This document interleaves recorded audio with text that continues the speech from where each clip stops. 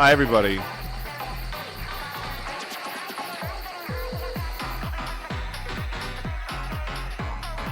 Just magic tonight. My brain needs a break.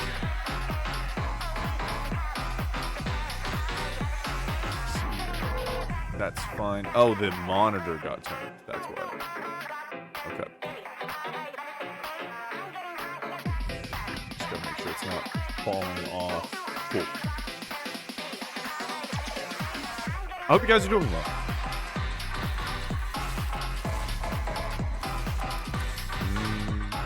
Alchemy packs. Good for... Oh. Bloody Temple. Interesting. Good for wilds. This beautiful medium.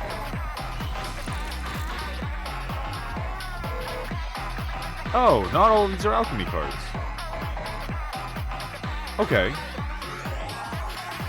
Cool. Wait a second. Lame Tongue Kavu.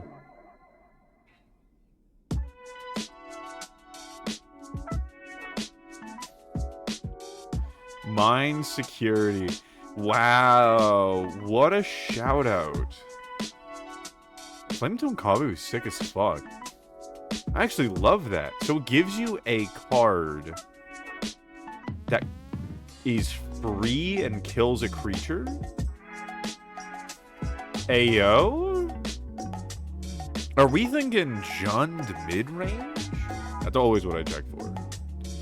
There is a deck that I really love to play that abuses the 8/8 that costs 2 from Caverns of Under Ixalan to station a bunch of shit, and I still might do that.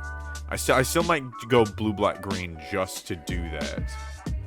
What kind of... Yeah, we don't really have... We have a lot of common shit, but we need rares. We always need rares. That's like the only thing that fucking matters. Oh, they get Vigilance. I like Vigilance. Get to keep pressing damage. Reach, trample, indestructible. Untap it. So this is kind of a sick combat trick, actually. Okay. You know, combat tricks are usually bad because they're not like useful in a lot of situations. But this one, it has enough keyword soup that it could be used in all kinds of situations. It's not hexproof, unfortunately, but it is very aggressive. So that's cool.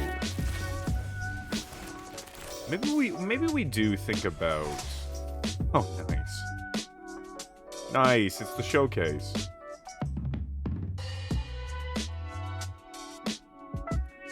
What the fuck? The beginning of Enchanted Player's first upkeep. Each turn that player gets an additional upkeep step after this step. So upkeep trigger twice. That's gotta be busted. That's gotta be busted as fuck. Oh, it's an old blast zone. Oh, that's a really cool blast zone, actually. I like it a lot. Like a terraforming level blast zone. Now, if I remember correctly when we left off, yeah, with the new set coming out, almost nothing we have is fucking totally legal anymore. Because a lot of the shit we used regularly is legal anymore. So I'm gonna... Can I select? I'm just gonna start removing these decks. If I want them, I can do something with it later. How do I...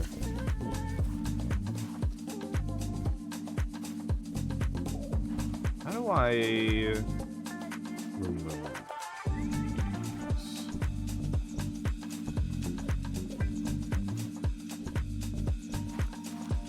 Let's see here.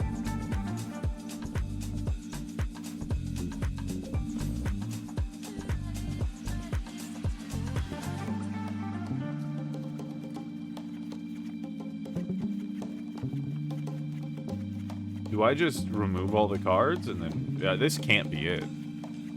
There's gotta be a way. Maybe there's a button that just says remove...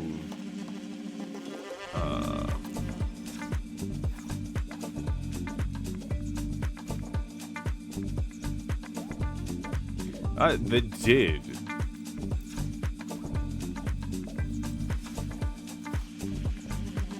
Oh, here we go. Here we go.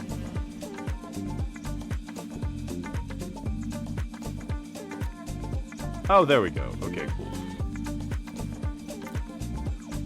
Yeah, okay, we'll just do this for a second. But I am going to attempt to find Jund's mid-range.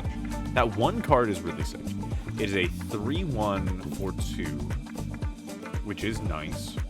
That just has enough power to kill shit, to deal damage. That makes a 4/2 for 0 that deals 4 damage. And it shows up in the next 8 cards. So if we're running, like, essentially Reckless, what is that card called? Reckless Impulse? Or something like that? The one that's, like, banned from Innistrad.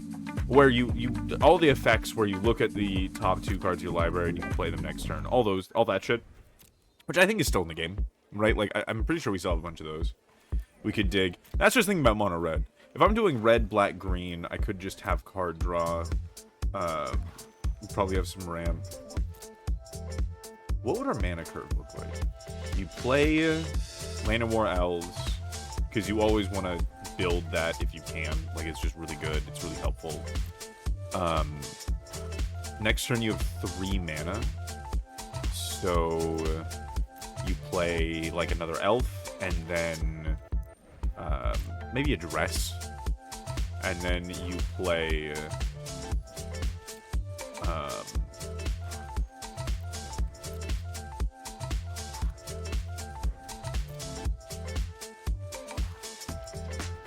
oh my god, yes, our boy.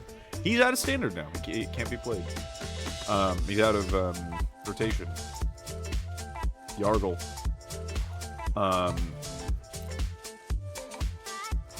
What was I gonna say?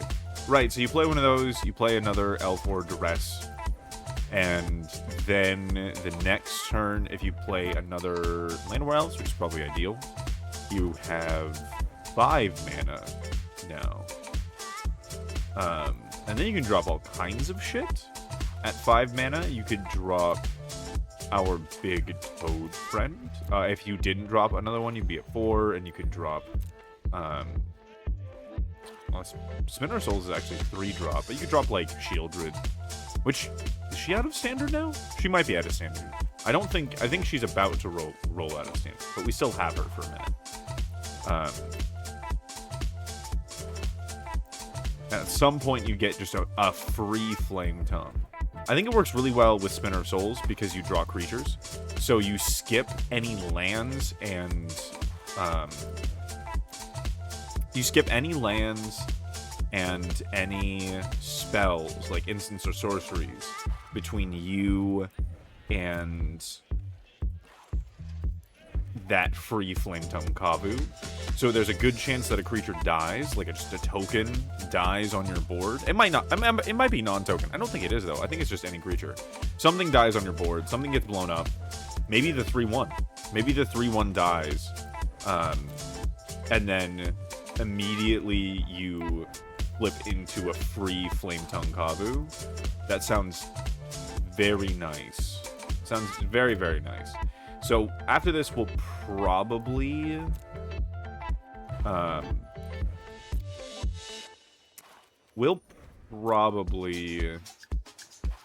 And fucking Mordor. Okay, yeah. Oh, all these. Oh, what was I gonna say? We'll probably look into that. We'll probably look into all of those cards. We will just make a deck that is just for us throwing in cards that look nice for Jund's mid-range. And then we will think about all of those cards, and we'll find something that we really, really like out of just a few of them, and try to make that work. Because Jund mid-range feels like the vibe, always, for me. I love Jund. Jund has always been my favorite color set. And then I learned about Jund mid-range. I'm like, yeah, that's what I like. Maybe it's because I was playing Jund. The colors naturally lead towards it. But there's other mid-range decks. I'm generally a mid-range player. So we'll figure out something. I just think it's like it's the most interesting to play. You never win outright. There's always thinking going on, and you never get just beaten outright. You always have something to do. Your opponent always has something to do. I think game experience-wise, it is the most beneficial. I think if Magic, hot take, if Magic only had, or really if every archetype in Magic played the way that mid-range does. Well, actually, that's not true. That's not true.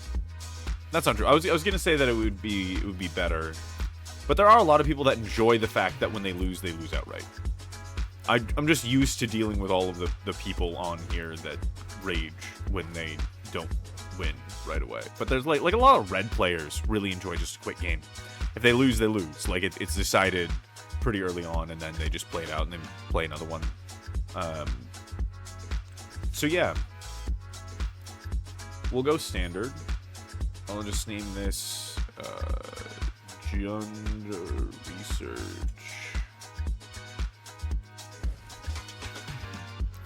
Let's see. And the question is, do we want to go over... We just want to go over the new stuff, right?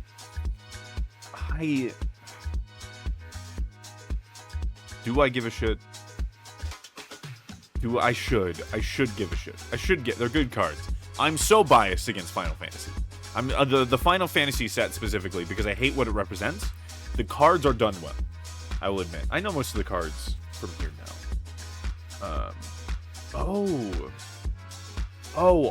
All of Phyrexian Brothers War. The whole thing is gone. Oh, shit. The whole block rotated out. So Wilds of Eldraine is on the cutting block. Damn. I didn't think that Wilds of Eldraine would be that close. It has been time. Time has fucking passed. All right.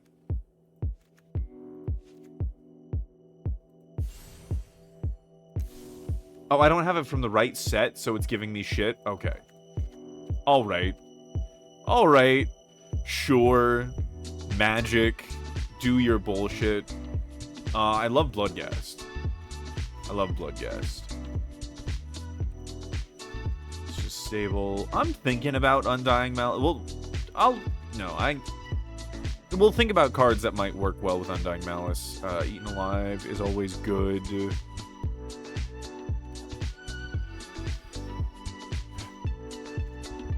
The Discard Rat.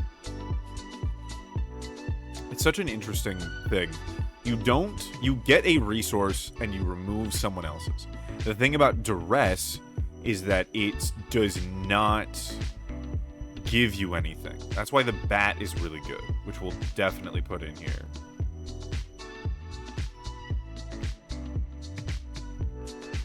So we'll go through all the stuff we have for now in these sets, and then we'll also go through all the stuff. Let's just do it all at once. This is gonna be a fucking long time. Deathmark is an interesting mechanical challenge. Always love the fucking art. It is super cheap if you can justify it, but we're not fighting enough white or green creatures. Oh, we can put it in like sideboard maybe at some point. Oh, what are you? Cecil deals damage. You lose that much life.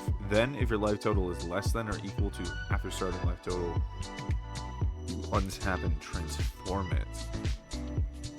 Other attacking creatures go gain indestructible. Oh.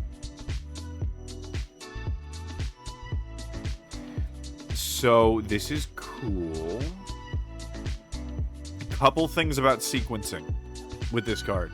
If it gets blown up, so if we take 7 damage from this and then it dies, we just take 7 damage from our 2/3 from 1. Which if we've been dealing that much damage, that's kind of fine. But it's also to creatures. If they block with it, we're just losing life. Like if the worst case scenario, they block with a 0/1. And they don't lose any power, and we lose 2 life. So that's a problem. Second thing, if we are at under half our starting life total, yeah. So if we're at 10, we have to attack with it before it flips. We can't just play it and get a 4/4 with lifelink that does all those cool things on its own. I think that is a cool card. I think that would require a very specific meta to use properly.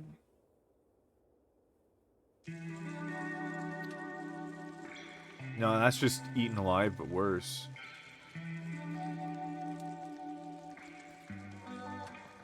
Oh, but you can sacrifice an artifact. So you can sacrifice like a food token or a treasure token or something like that. That's not too bad. It's a death touch with extra stuff. I love the art on this card. I hate Aether Drift, but I love the arts.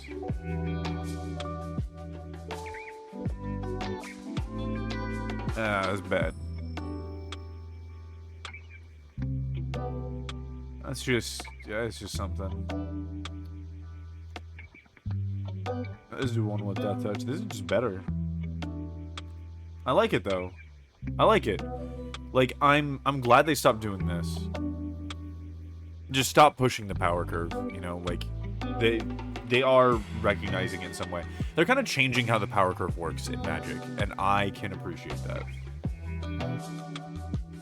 Left the battlefield this turn. Our spell with warps this turn. That's really good for mid-range. Oh my god. Yes, 3 extra power for 1? And it comes on for 3? Sick as fuck. Like, it's funny because, like, with the 4 equip cost, you want to say that it's bad, but if you imagine it without the equip cost, and, like, this is the only way that things equip to it, it's fucking great, right? Like, nobody would question that. That's fantastic. There are so many ways to do that, even if you're not doing warp. Like, something just... non-land permanent left the battlefield. It doesn't even have to go to the graveyard. It can just leave. If it just gets flickered at some point, then you get +3/+1. And it's an equipment, so it doesn't leave the battlefield. Like, it doesn't go to the graveyard when the creature does. So it sticks the fuck around. Oh man, now I want to play this with the other dude.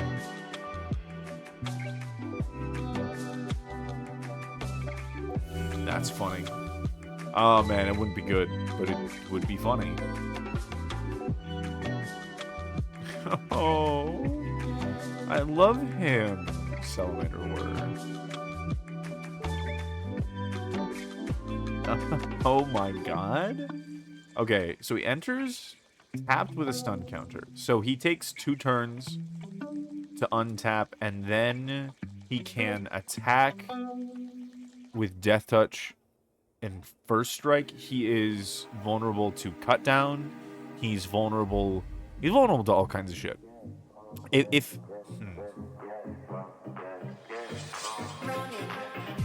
I might play this card if it just had Death Touch and First Strike in general. I mean, I think I definitely... well, I mean, it does come in tapped with a stun counter. I think on its own, I think the stun counter is too long. I don't know.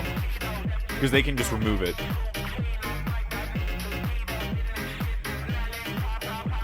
Oh my god. Oh, that's so cool. That's 100% for stationing shit. But then you also get any sacrifice effect. I'm gonna throw this in there just so I don't forget about it.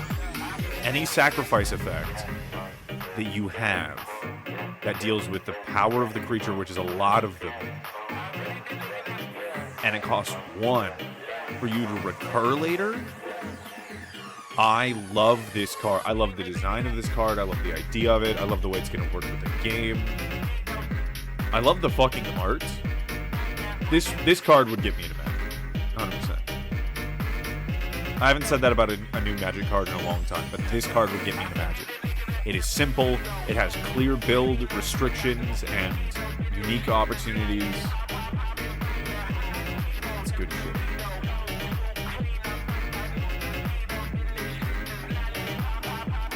Now let's turn spells warped. That's cool. Actually. Oh, but it's sorcery speed. I'll think about it.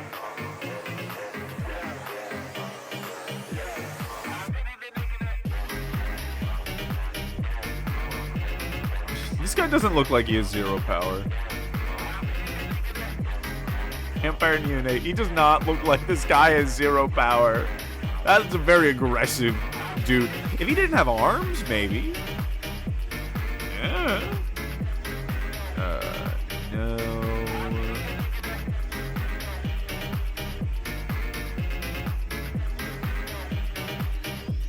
It's not bad. I like being able to get lifelink counters on other shit. I'm not going to put it in here because of Kazari Revenant. Because Kazari Revenant is just better. It's 1 more. And then you get Death Touch and Flying, which are both very relevant.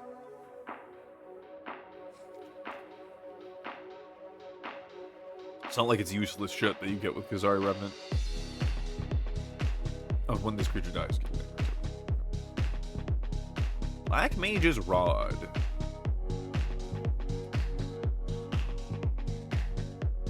One damage to each opponent.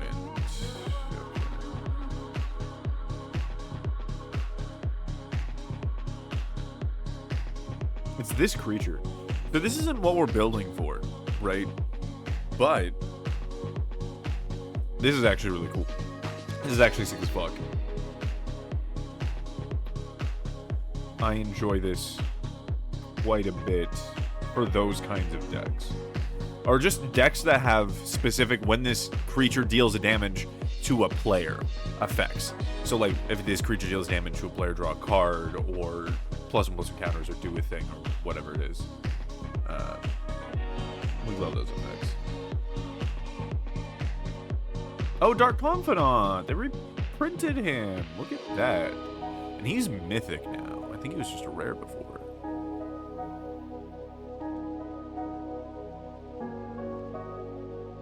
So it costs 1. If it's a blocking creature, otherwise it's just 2, and you give him indestructible. I'm not worried about indestructible, to be honest. I feel like there's a shit ton of exile effects, so that's only helpful half the time. Vehicle shit, which we might do vehicle stuff. I don't know yet, but if we're doing vehicle stuff, I'll come back to it. Demon Wall.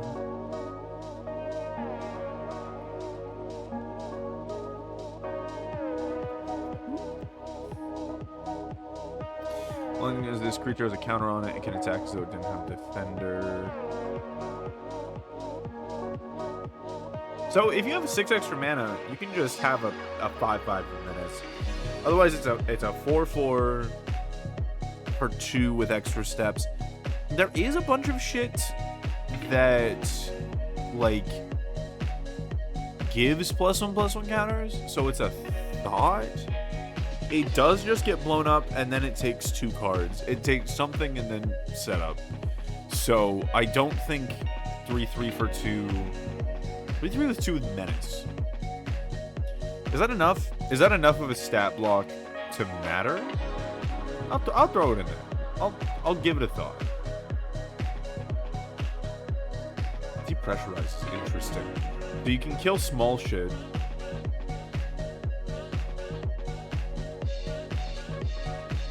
But then you can also just handle big shit if we need it.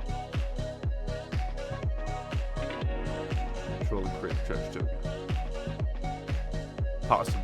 No, if I want Fake Your Own Death, I'll come back to it. I like those spells, but you need to have something that you can cheat Like, there needs to be some scam involved with those spells for them to really be worth it, like, to get the most value out of them.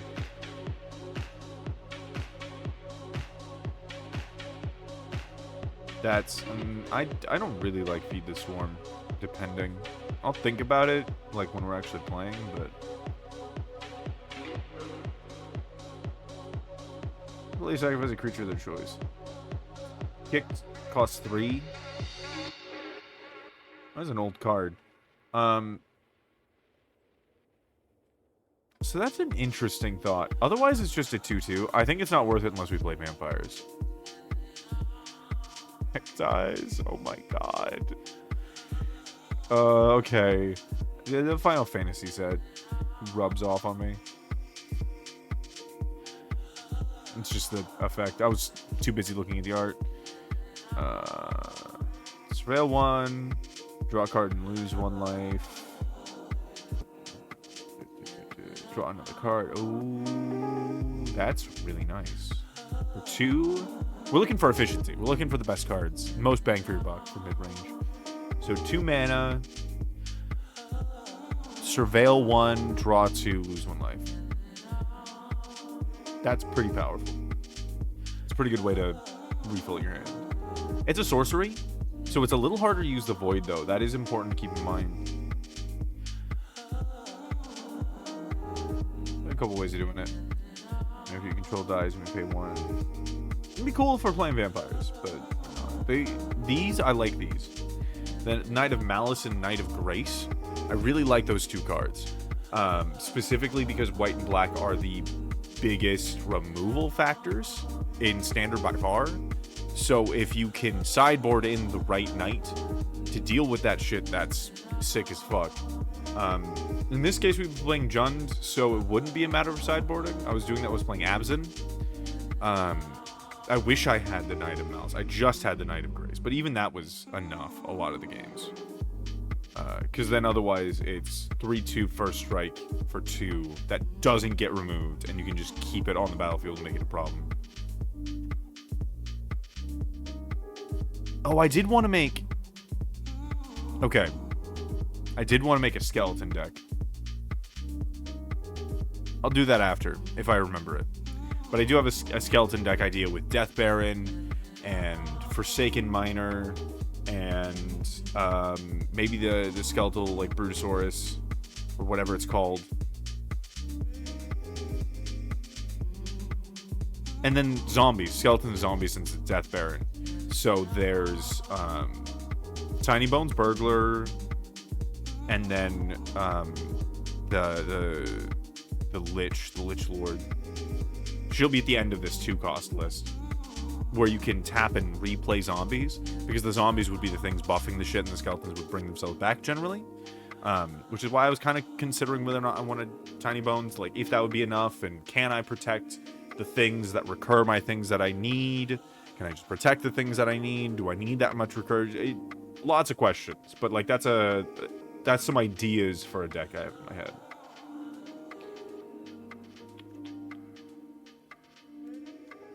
And we could do... No, not that. I do like Macabre Waltz, though. If you have shit that has Madness, it's really good. If you have things that recur themselves, like Bloodghast, it's a really good way to get Bloodghast out of your hand, because you never want to play Bloodghast. You want to discard Bloodghast. You want to get it out of your hand with some kind of like discard effect like this, and then it comes onto the battlefield for free. Paying 2 for Bloodghast is a trap.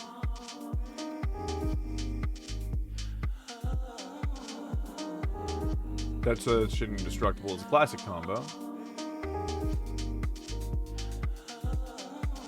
I don't think we'll need it though. Momentum Breaker. Sacrifice a creature of their choice. Each opponent can't discard a card. Okay, so you don't need to have max speed for this.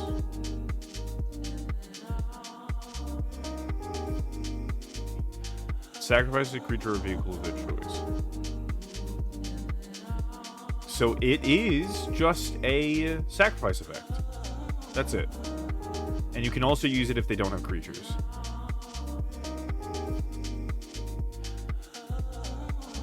gain life with it later. Do I like it better than Tithing Blade? I'll throw it in there. I know I'm really biased against Aether Drift, so I'll think about it. So let's see what this is. 2-1 for 2, Lifelink Menace. If it was kicked, return that creature card from graveyard to the battlefield. Ooh, so you can play for 6. And cheat something onto the battlefield, and it itself is a decent body. Okay. Yeah, I'll think about that. I'll think about that. At 2, if you go first, if you're on the play, then your opponent has only the first 2 lands to play something, and often they won't. They'll do something like Duress or Opt or whatever. And so you can be swinging in with the Lifelink Menace, and if they have a creature, it's usually only 1, and so you can get the exchange maybe a couple times, depending. Like if you remove their shit and they only have 1 creature, you can get a lot of value that way. So that's possible. Oh, we got something to deal with 1/1s. Nice. I need to remember this one. Oh, and you can make them discard. Otherwise, if you don't want to do that. That's really cool. We didn't have effects to deal with a bunch of 1/1s before. Oh, this with Feathers Knight or whatever. The big owl. We play this with the owl, and then everything is 1/1, and then we kill it all. Oh man, but it's only, I think it's like Bishra or Feathers Knight or something. Anyways, it might just be your opponent's creatures that are 1/1s, in which case that's insane. And it is a one-sided board wipe for 2 as long as we have that owl out, which means we get the owl out and then we control the rest of the game. I'm putting this in here just for that thought, because I like that owl. Quag Feast. Quag. Fucking, what? Is quag a word on its own? Like quag?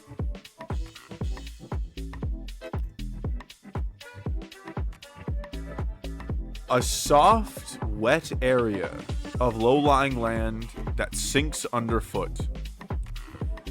A quag is a word. It is a noun. A quag is a thing.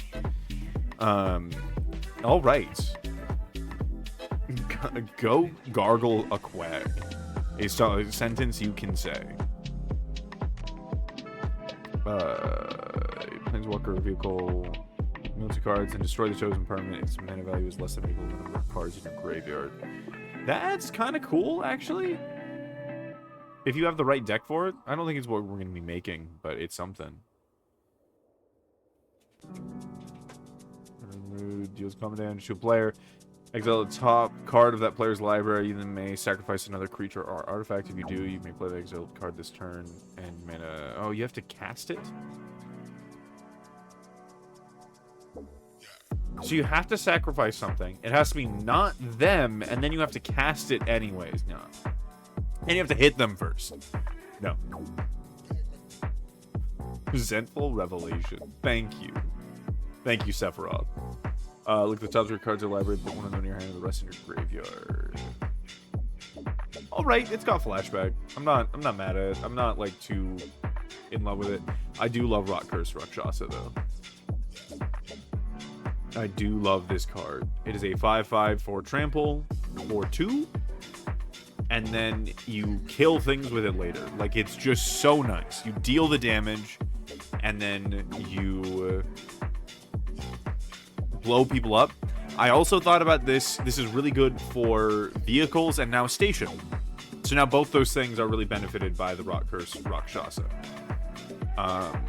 Cincy's fucking amazing, in my opinion, for mid-range. This isn't as good as I thought it was. I used to think the Spirit had lifelink. I don't know why. That was just a really dumb thought I had. So you do lose life playing this. It can just get bigger. Like, it is just kind of nice. right? It is a 3/1 flyer that can get bigger or get you more creatures depending on the situation. It's really good if you have extra life to spare. I don't know if we will, but if we do, we have a little bit of passive life gain or the ability to give lifelink or something like that. I really like the idea of pairing this with Kasari Revenant. Unfortunately, if we're playing Llanowar Elves, this actually competes a little bit with the slot of Kasari Revenants, so that's something.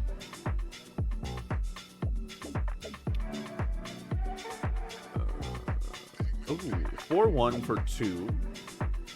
Sunset Saboteur.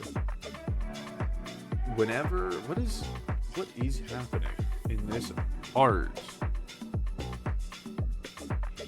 It's the other hand. Okay. Ward, discard a card. I love that ward. Whenever this creature attacks with an entire creature an opponent controls. That's the downside. But if they don't have any creatures, is that what this is for? Is this... Ooh, Ruby's under the desk. She's here.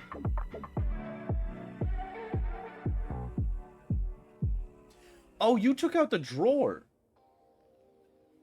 That's what's happening. Babe, where'd you put the drawer? Okay, do you mind if I put it back in? It's for Ruby. She leans on it. Oh, she might be happy. She's a little confused. It looks like she kind of was worrying about falling off, but maybe if I just lower myself a little bit. Sitting on the ground. I'm a little lower now in the camera, and you can't see Ruby, but she's here, and she's happy.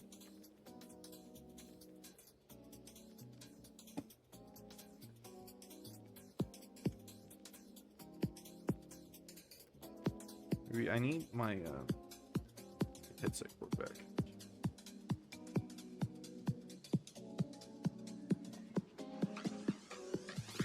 There we go. Good. Can you see Ruby?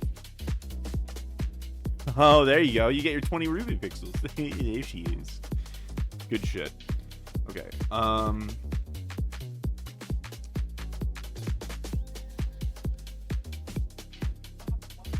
That has interesting build possibilities. Not what we're doing, but it has interesting possibilities. The graveyard using its warp ability. So, what is warp again? You may cast this card from your hand, exile it at the beginning of the next end step, then you may cast it from exile on the later turn. I see.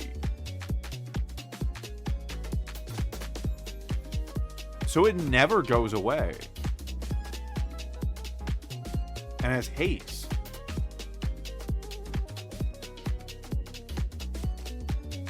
That's sick. And it blocks. This is better than Bloodghast. No, but you have to spend mana. Bloodghast is free with landfall. And you have to pay 2 life. Okay, so this is another Bloodghast. I'll throw it. I do love this, though.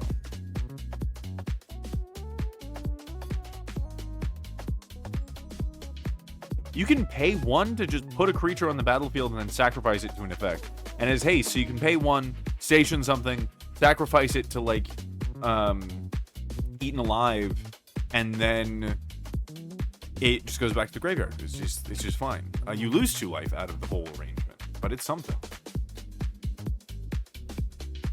I love this card. It just gives you card advantage.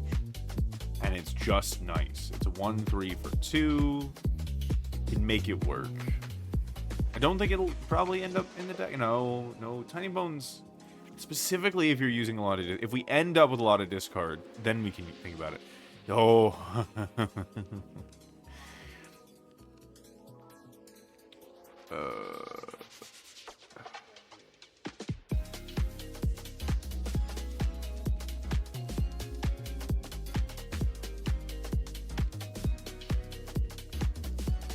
So I guess the idea with this Monkey's Paw is that you get 2 wishes out of it. Your opponent gets 1. So it does ultimately benefit you. Maybe you're supposed to use it and sacrifice it. I like it. I like it.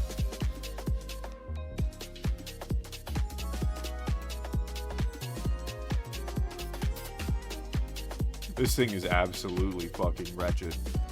Oh, it's Vincent's Limit Break.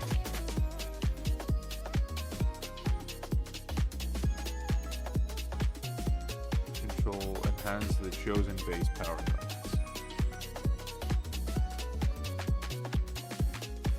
So it costs 5 to make it to 7-2, but you can hit shit. You can hit people with shit.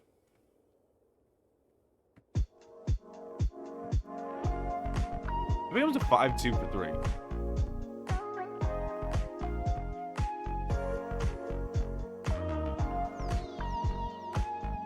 That's not bad. I love how the Jason style murderer is the fucking top one out of like the Manticore person. I don't know, Final Fantasy is wild. I'll throw that in there. This is the zombie I was talking about. You may cast zombie creature card from graveyard this turn. That's really cool. It is just a tap effect. It is not something that requires any other mana or anything. You just get to replay zombies from your graveyard. Actually, this is not for this deck. It's for the other deck. But it is really cool. Love this card. Absolutely love this card. You get a creature out of your graveyard for free. It does go away forever, but like the chances of you getting that back are low anyways, or none, depending on the deck. So it is a free resource essentially. Do all kinds of shit with it. You can be tapping on your 4th turn or your 3rd turn if you have Land War Elves. 2 swamps to be able to bring back a discarded fucking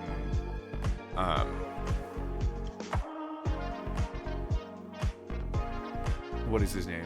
Oh, the big 9/9 with trample. The big moth demon. We know what we're talking about. All of the letters of his name are mixing up in my head.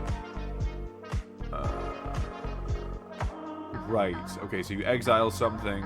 You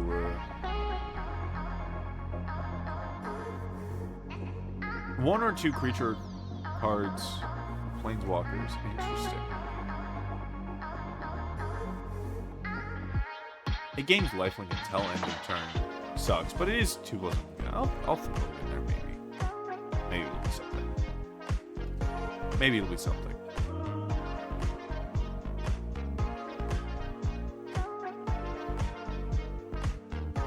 That could be cool. If we're doing graveyard shit, and I don't know it that well, so I'll throw it in there just so we remember. Turn creature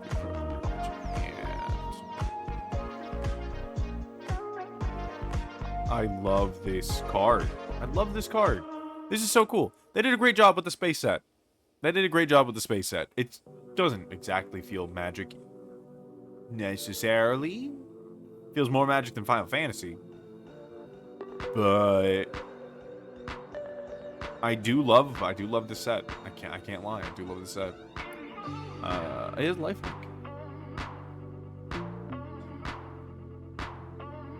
Alright, I mean, like, maybe we did something like this. We got a bunch of 1/1s, but space. Creature of their choice. Cornered black mages. I love the black mages. They're so cute. Okay. Death Baron. We love Death Baron. I know that guy. Welcome. Hi, Bren. See Ruby? We joke that you get 20 Ruby pixels on this stream because Kai watches on their phone, and it's very much 20 Ruby pixels. I hope you're doing well. Hello. Oh my god. I think this is fine to say. Let me know if I'm fucking up here, but like, did you finally got the money, right? Like, all the Ren Fair stuff came in. I assume you did not get fucked over again. I realize I have not asked that yet. I assumed, but I don't think I've actually heard it from your mouth, and I just need to check to make sure that you are all good. Everything's going well for my still triple concussed husband. Back pay finally. Oh, thank fuck. I'm so glad. I'm so glad.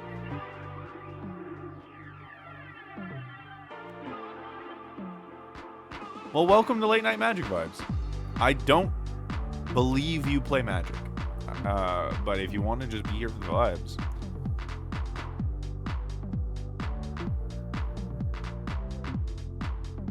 What does the knight do? Oh, that's what job selected. It starts with a creature. Oh, it's just a knight in addition to its other types. And then you pay 3 life to equip it to something else. I could be really good with lifelink. I just do my therapies till October and see if I still have a job. I don't, but I know a decent amount. Lots of friends play. Yeah.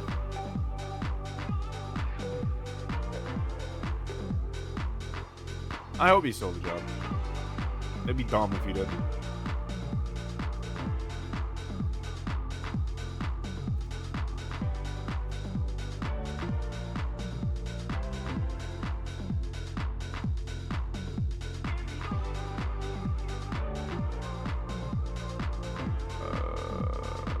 Dubious delicacy. What are we doing with this?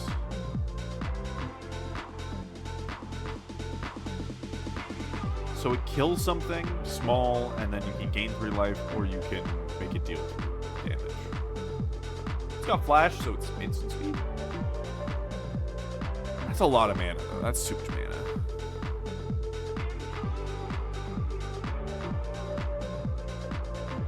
Using your background noise while you work on traditional portfolio? Hell yeah. You better send me what you made. Better send it to me.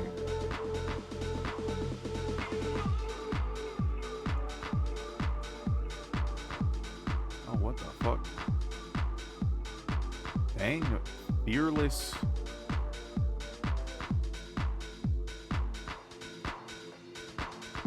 I feel like that just says icy.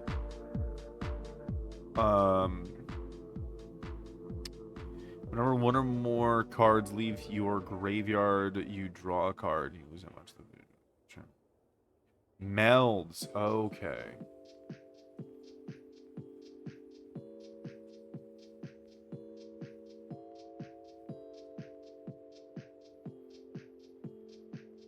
So you play it with something else.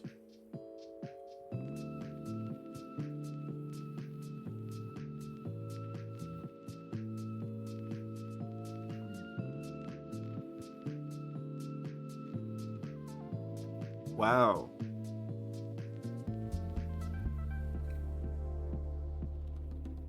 This with the Wishclaw Talisman is sick as fuck. I'll keep that in mind. I looked at the space station stuff.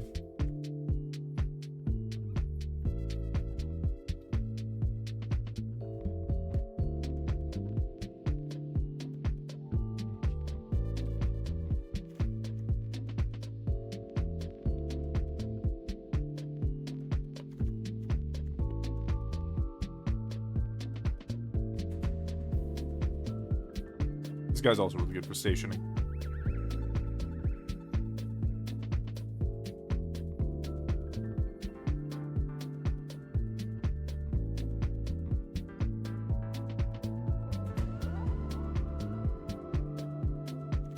I think about this guy a lot, honestly. Like, it might just be worth it to have a 7/2 crocodile just to hit somebody with 1 time. 3 mana, 7 damage. If you have any way to get that through regularly, any kind of buff, any kind of anything, like you renew a Kasari Revenant onto the Hunger Tyrant, and you're looking at a 7/2 with flying, lifelink, and death touch. Like, that is so much. Even just gaining the 7 life. I mean, it's 6 mana, but There's a lot going on with this guy. There's a lot going on with this guy. I kind of vibe with him. I have a heavy bias towards him. I kind of vibe with him.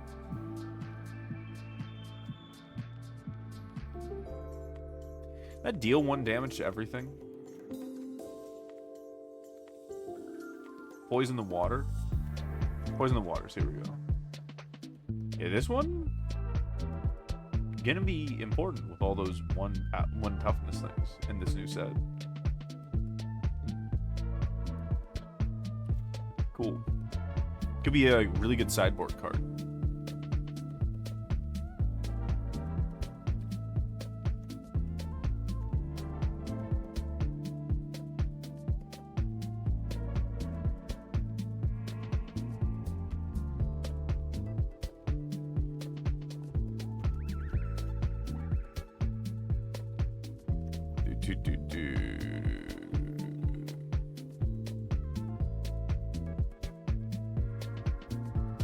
So it comes back as a... It's a 4-3 for 3. That's not useful.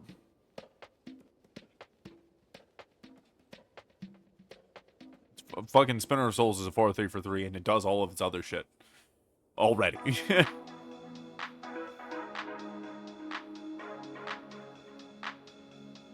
This could grow into something cool if it didn't die. Like, kind of grows on its own for free once it's out on the battlefield already. But it starts as a 2-2. Not really what we're looking for. Flying. Jump. He just jumps. That's so fucking funny to me.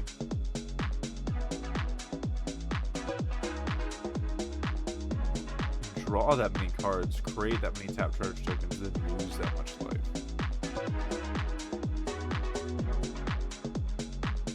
I see.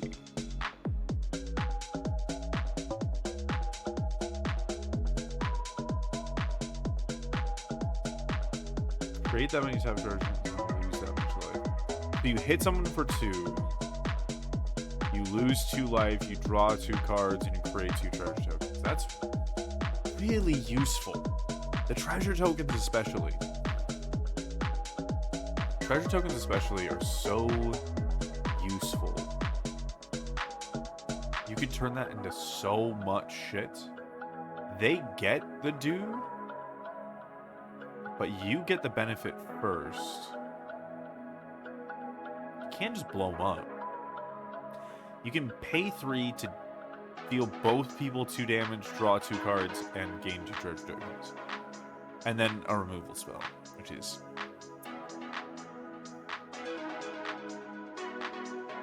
So he is flying. That seems like something you want to do later. That's hard. That's hard to use. That's hard to use.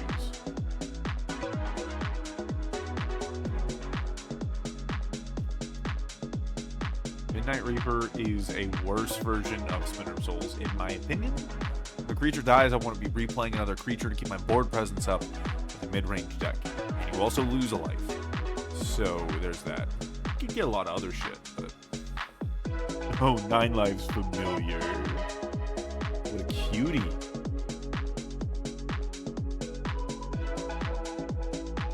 There are so many ways to use this. Oh, this one can be doubled by the thing. There's so many ways to use this.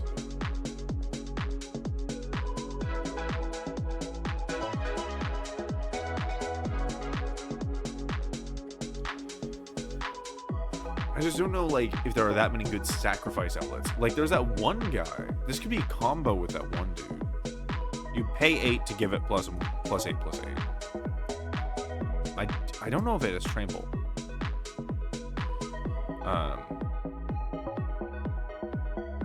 I would need free sack outlets. Like Astronaut's Altar or something. I don't know if there are any of those in here. We'll see.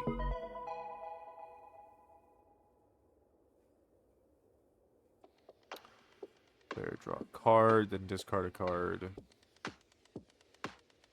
Ooh. Interesting effect.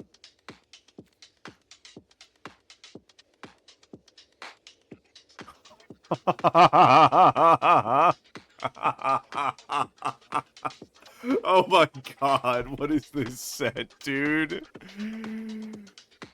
Oh, why don't you try with that sword I gave you?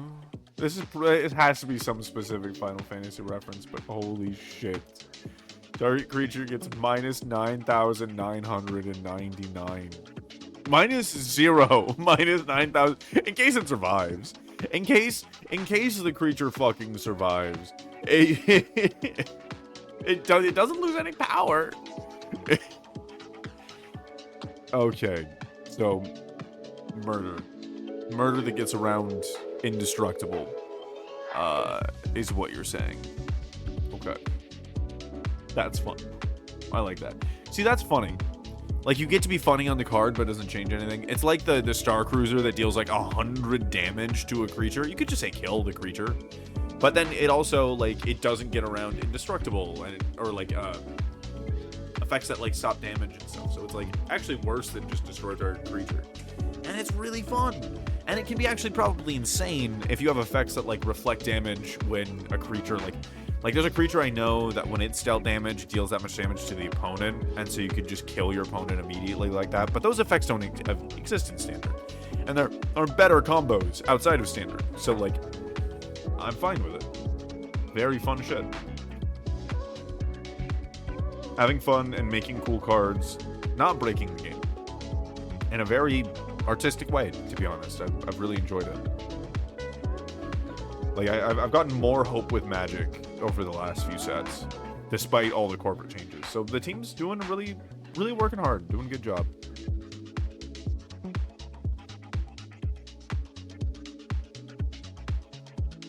Interesting. I don't like when dealt damage effects. I don't have consistent ways to deal shit damage. There's the one that gives -1/-1 to everything, but that's not deal 1 damage to everything. Creature gains. Whenever this creature's dealt damage, you draw that many cards and lose that much life. You lose that much life. So that wouldn't work well with the Star Cruiser.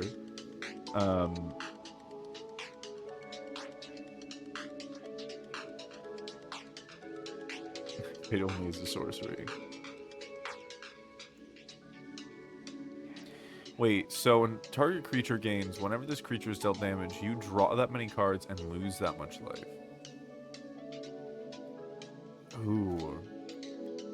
There's a card from Thunder Junction that's called Hell to Pay, where you hit something for X damage, like Blaze, but then you gain X treasure tokens, where X is equal to the amount of excess damage you deal. So if it's a 1/1 and you pay 9, you get 8 treasures.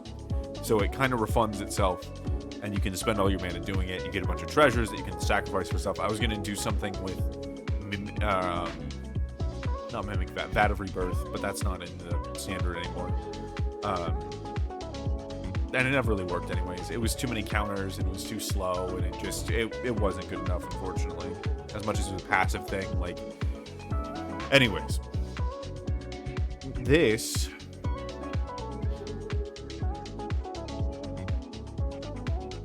With that card, you could tap, target someone's shit, deal it a bunch of excess damage, draw a bunch of cards. You lose, let's say you deal 6 damage, right? So you have 7 millions.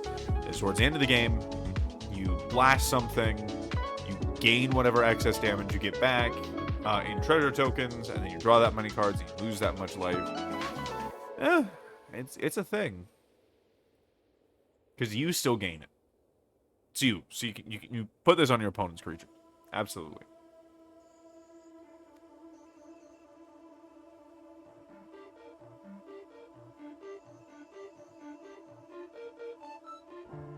Creature or spacecraft card, unless you're favored to the battlefield, create a land or token. Not that into it. Crazy Sephiroth, fabled soldier. Is that what Sephiroth looks like at the end? I'm used to have, like, the one-winged angel, like the black wing coming out. Sephiroth attacks. Enters or attacks, you may sacrifice another creature if you do draw a card. Whenever another creature dies, target opponent loses 1 life and you gain 1 life. If this is the 4th time, his ability. Oh. I wish Hex was in the game. Hex is, hey, it's a 6-cost spell that kills 6 creatures. It's not good, but it'd be fun for effects like this.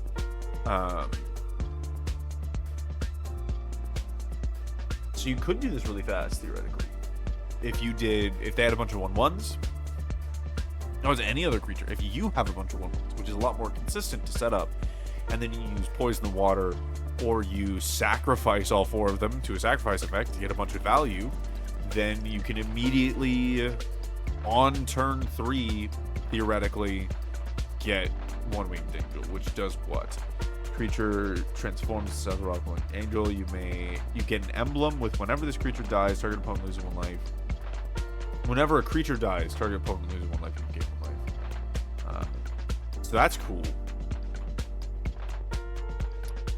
Sephiroth attacks. You sacrifice any number of other creatures if you do draw that many cards. Wow.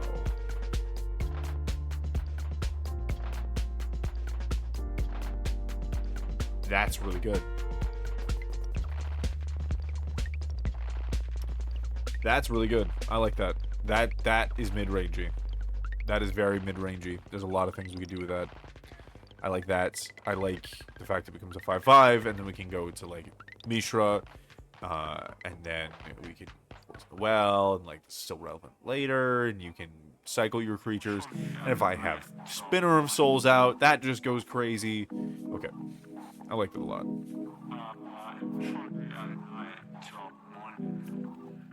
Just enters tapped. You cast a non-creature spell, you pay 1 to do. Return this creature from graveyard to your hand. To your hand? To my hand? No, it enters tapped. It's a 3/3 cost, so it's too much mana.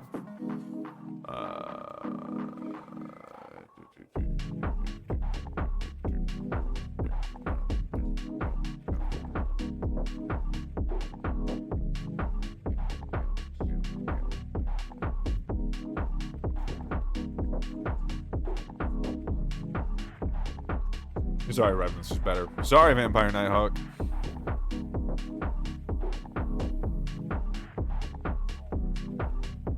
It even has 1 more power. It's just got shit on so bad. It's also a vampire. The only thing is that it's not a shaman. Oh man, it's funny. It looks to me like a worse card. It doesn't feel that much better. Because this is so clean. Flying Death Touch Lifelink, you immediately think about the build opportunities and like the value. And this still also says Flying Death Touch and Lifelink, but then has a bunch of other shit that I don't want to read, and the ADHD in my head says no. It says we're not doing that. And so I don't think about it. And it just doesn't feel as good.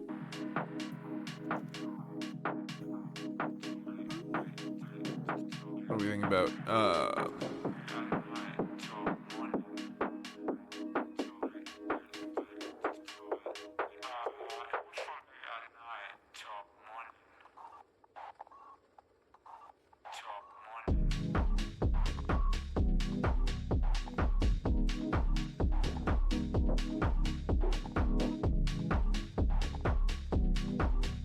Interesting with the void cost. The thing is, that would usually only happen later in the game, not turn 1. You want to play Duress? This is just better Duress.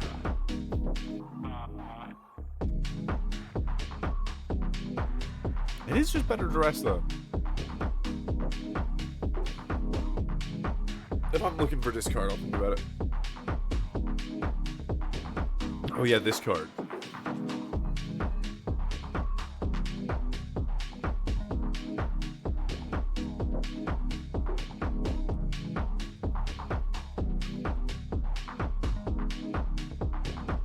Right.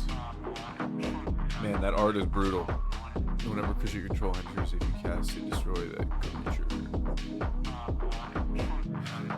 I feel like there's some way to abuse this, but it's not. It's not for mid-range. In life, you got a creature's toughness.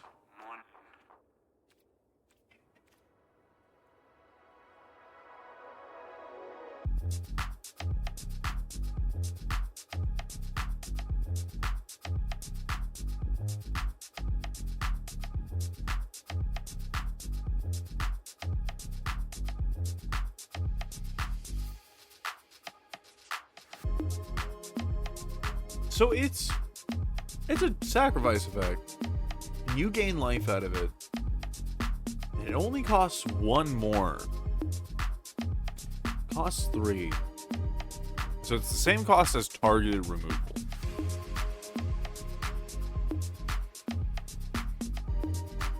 Gain a little life.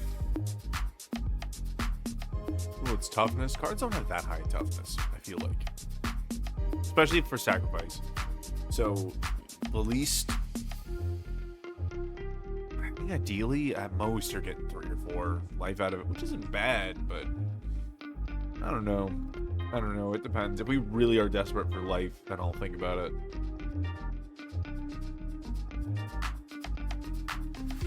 Oh, if only it didn't tap it.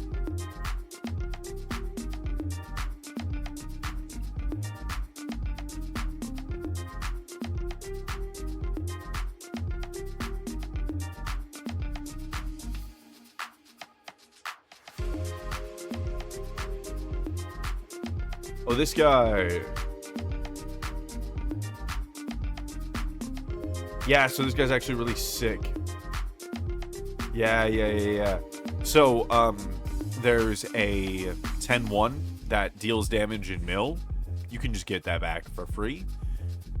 Anything like, oh my god, the last ride is a 13-13. That is just a 13-13. This is a combo piece, but it's so cool.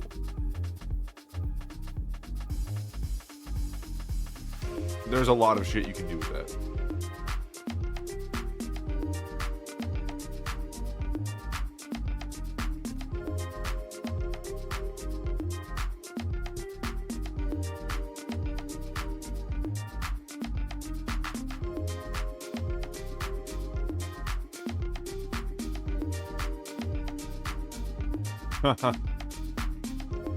Wow.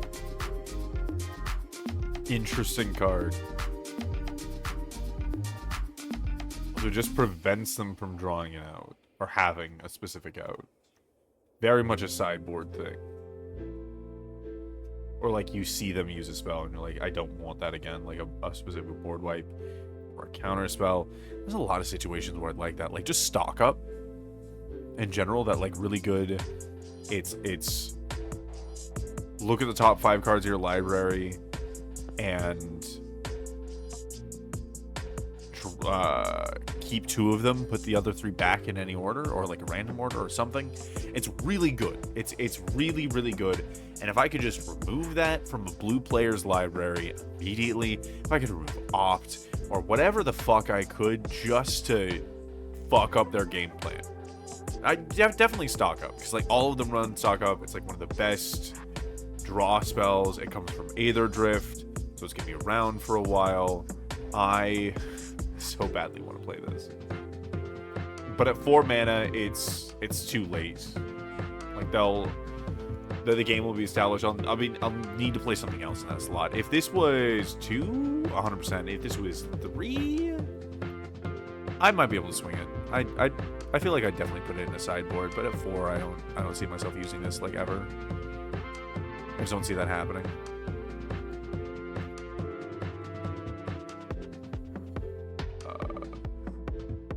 Okay, so you can either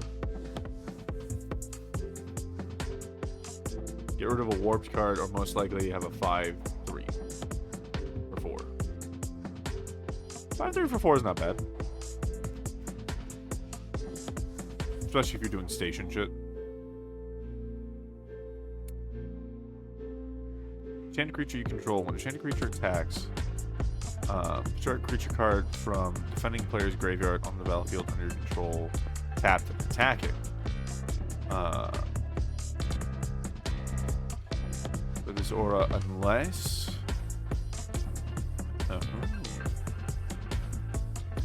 Oh.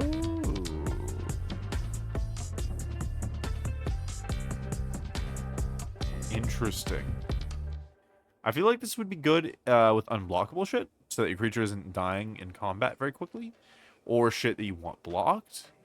But in general, I think we're gonna avoid this one because it's a 4-drop. You get anything from your opponent's graveyard. That's card value. You get at least one.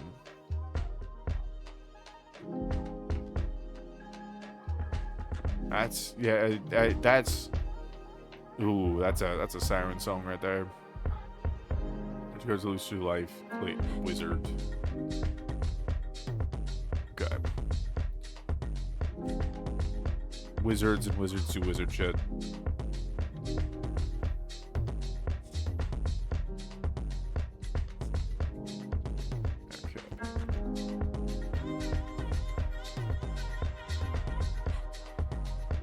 Cards in graveyard. This creature is okay. First cloth wrapping. Zombies you control get +1/+1. Creature in your graveyard gains embalm until end returns. Balm cost equals mana cost.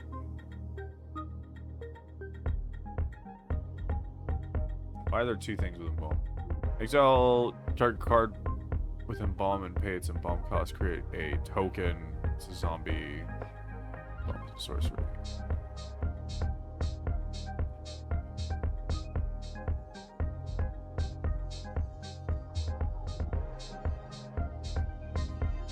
There's just two.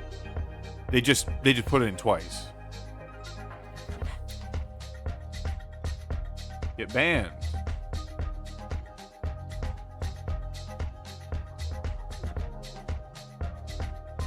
All right, though. So this is like the zombie for 2. Except this buffs Death Baron. This buffs that zombie again. And then it makes shit a zombie.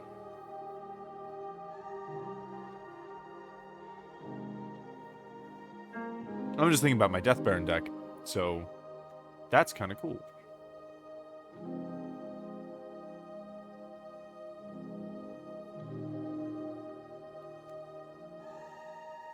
Mana pack. To begin your upkeep, choose one that hasn't been chosen. Any target you gain 4 life. Oh, right, and then you lose the game.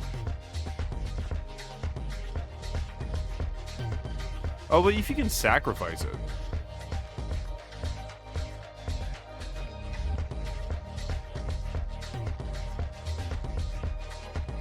Yeah. This isn't like the greed game one. I like this one. This is actually one that's worse with double upkeeps.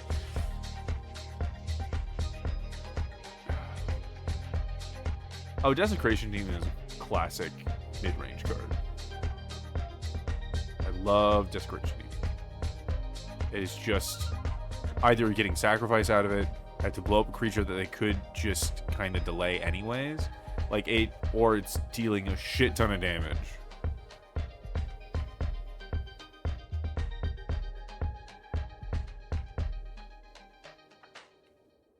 Cards and lose 1 life.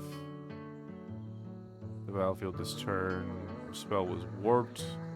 2/2. Robot.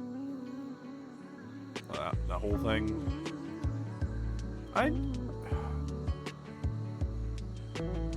There's thoughts about that.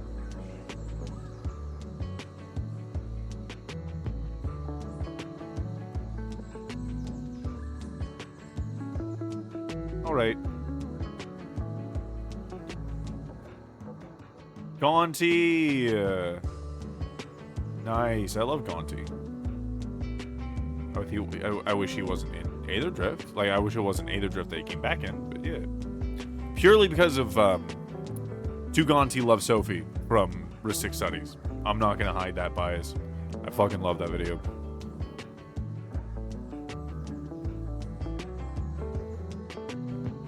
To your opponent's control looks at the top card. That opponent's library and exiles it face down. They may play the. It's any creature. Ooh.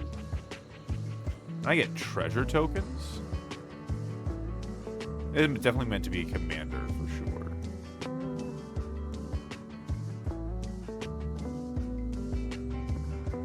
As long as it remains exiled. So you don't even need. Oh, you do need Gonti on the field, but he's a 3/4 for 4. Not the worst stat line. Get you so many cards depending on what your deck does.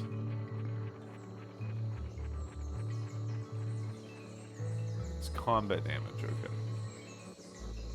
Oh, that's a 1/3 unblockable vigilance bastard. Oh my god. That card with the Hyperblade? No, Hilderblade. With the Hilderblade.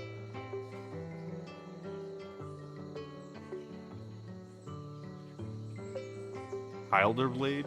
Whatever. This shit?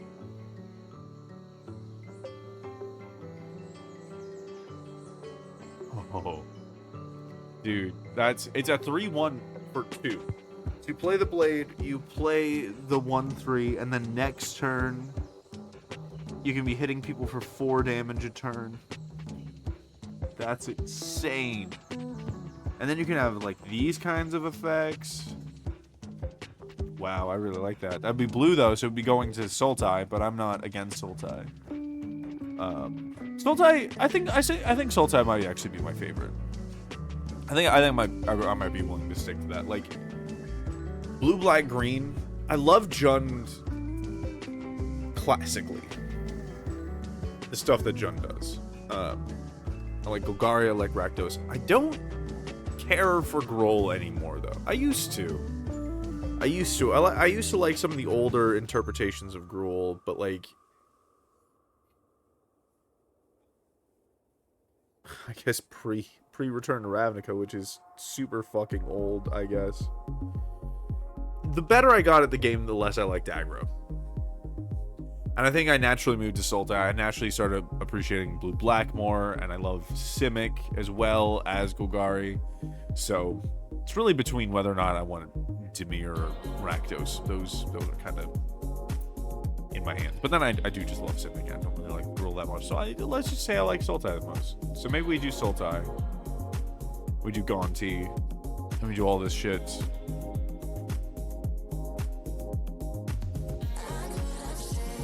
I love that. Oh, thank you for the stretch.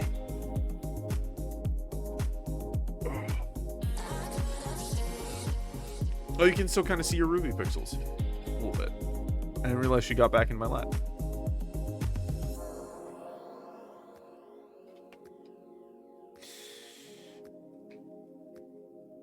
Thank you for the redeems. I appreciate those. Need my almonds. But they are not at the desk. And I do not want to get up for them. Wow. Oh, Gonti. This blade. This blade is like... Fuck. Sorry. I didn't mean to click it. Should have just hovered. Yes. This blade. This blade is so good. This blade, I think, is the single most exciting mid-range card we've seen so far. I'm very excited for that. Grab kill. It's just exile. Oh, look at that art. Oh, I love that art.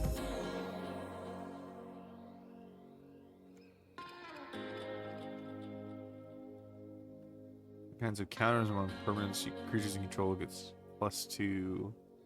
Becomes a 6/6.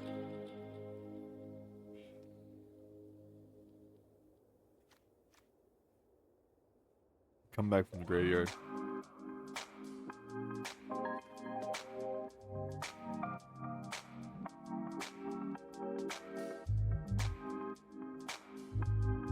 This guy turn into that thing? Because that's insane if he does.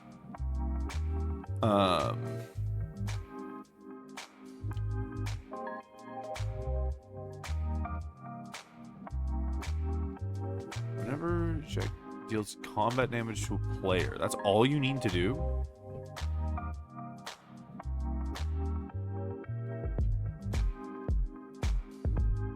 Oh, and then it dies. Okay.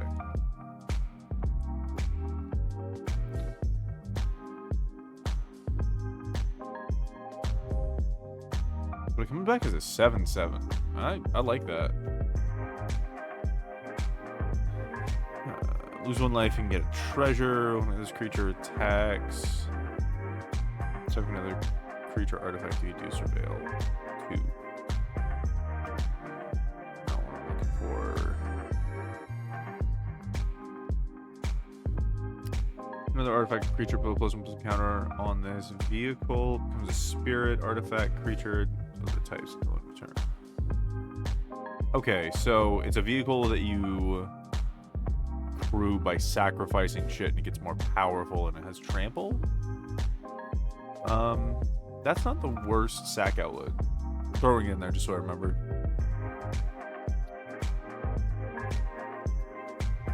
Creature card in graveyard. Revenge of the Rats. It's got flashback. That could be cool. Rip Claw Wrangler. Discard a card, crew 2. Okay, let me think about this. It's a 4 cost. Everybody discards a card. Takes a crew. Yeah, I'm not doing it. I want to just say no to every Aether Drift card. That's why I'm stopping. Right, that's why I'm stopping and making sure it's not just bias and then moving on. To mobilize 2. You start target creature and then mobilize 2 for 4.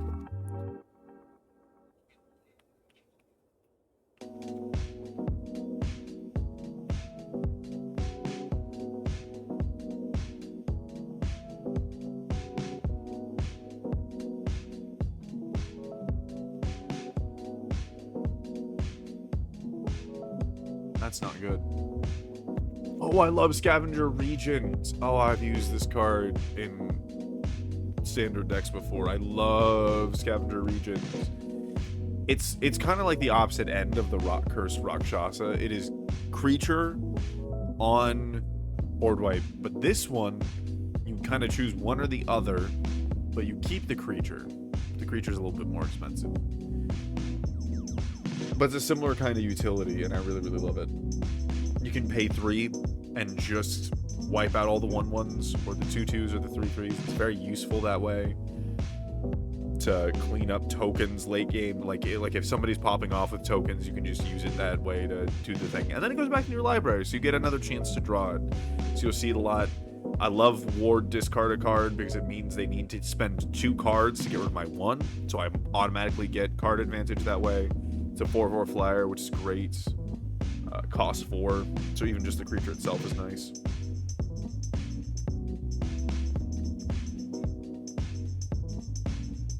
Super Void. Right, whenever a creature you control dies, each opponent chooses a creature they control and exiles it. Grant step if a player controls no creature sacrifice, then put a creature card into the battlefield under your control. Oh my god, it's just good. Oh my god. I thought they got their shit back.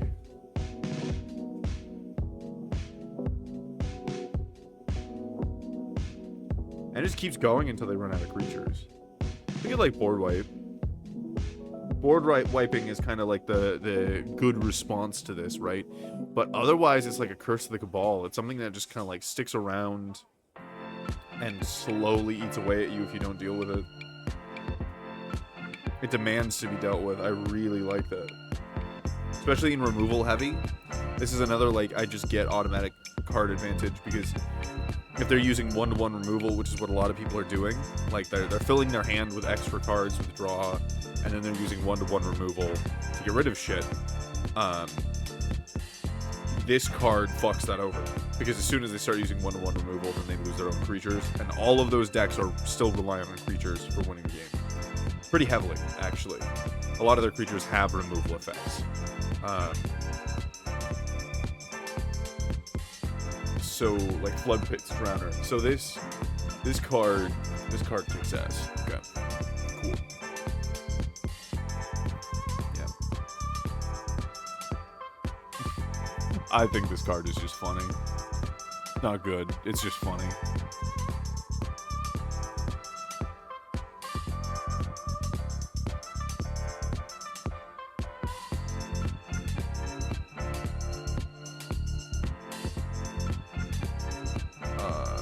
Tap to may sacrifice another creature if you do draw a card. Okay. I'm losing my brain a little bit. The Darkness Crystal.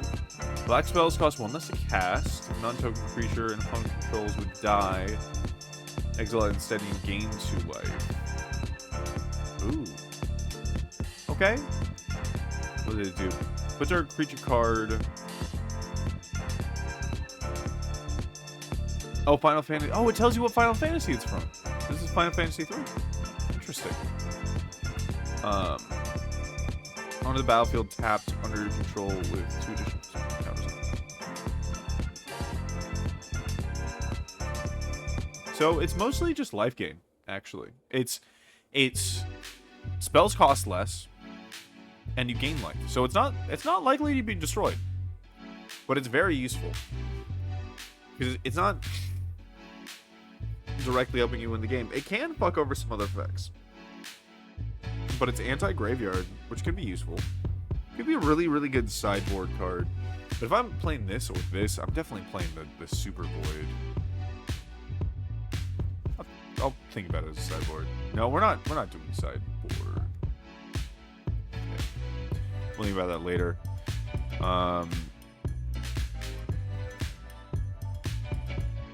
Those things are freaky as hell. Cast from graveyard. Create X tokens, where X is the number of creature cards in your graveyard. Okay. It's power, but it's a little too much mana otherwise. Per card, put the card in your graveyard. Yes, you could search up, like, sorry, Revenant, but not useful enough. Oh, yeah, this is one of the cards that Latrap really loved. There's this and his other, the combat trick. Will die, spend a number plus 1 of this and equal that creature's power. You transform it. Oh.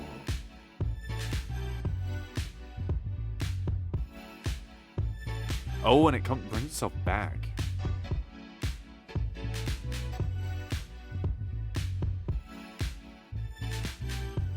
Interesting.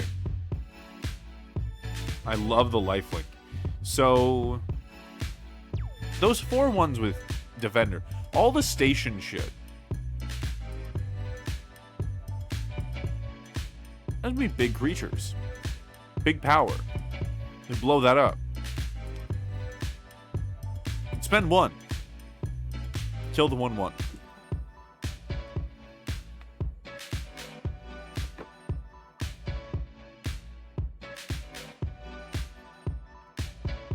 Gonna gift it Iced Tea. This guy becomes a 7/6, and then he comes back.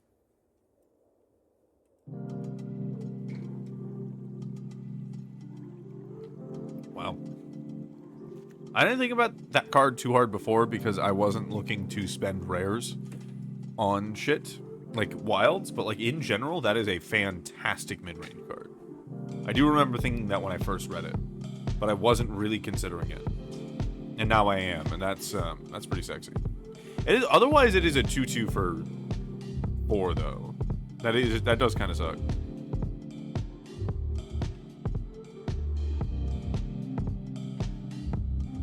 It does pair really well with we'll see her soon. We're getting to 5 cost. She Who Feathers Night. Because then we can wipe out our opponent's creatures and just get a bunch of +1 encounters. And it's the trample lifelink that really gets me.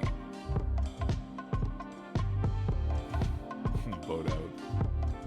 I love that one.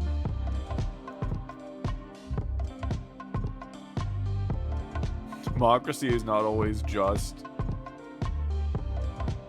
I feel like that's a fucking Among Us reference a little bit. Maybe I just have brain rot.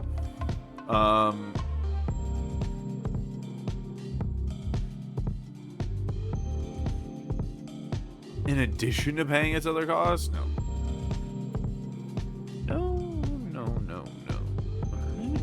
No. I'm starting to quote WoW bosses.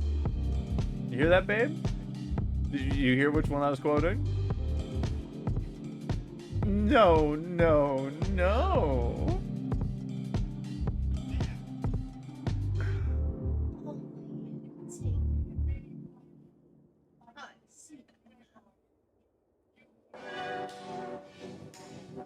I'm gonna be quoting a lot of those, I think, in the future. Huh? I don't, but you say them enough. And now that I know the reference, it's stuck in my head. There's no truth in it.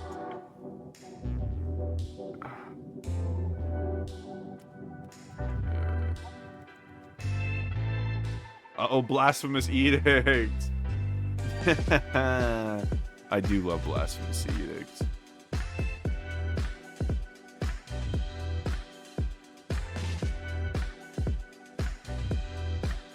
I like this card in concept. I will throw it in there. So I'm doing a mid-range thing. But I just hate that it's part of the 2-card combo. I haven't seen that forever, though, so. Because it's also, you can just, like, remove that thing, and that's what people do in their better decks.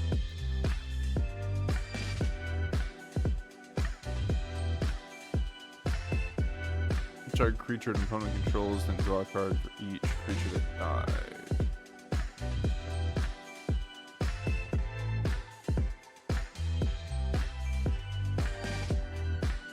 That is so situational. I mean, you could sacrifice a bunch of your creatures and do a thing. That could be cool. But you definitely need a build for it. Also, I just gotta say, I love the look of this creature. This is Hips the Creature. Monster fuckers rejoice. Anyways.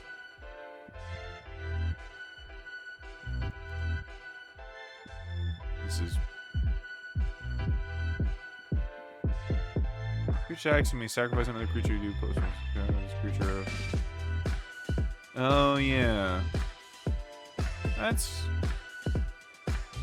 not the worst. I like Painful Quandary.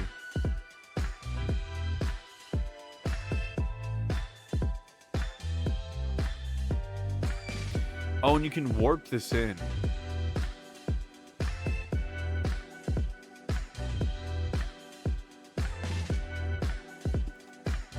I like that.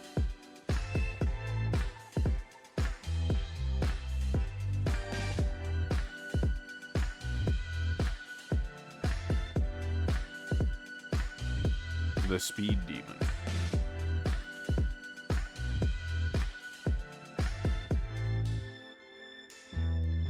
That's not the worst effect, actually.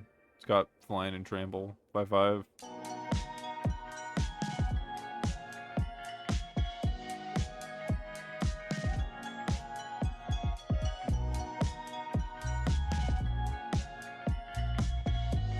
Where's my Goral? Oh, she's not in these. She's in Bloomborough. So I'm insane. That's why.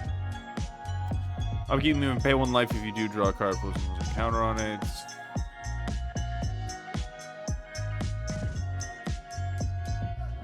Alright. Hunt the Mark.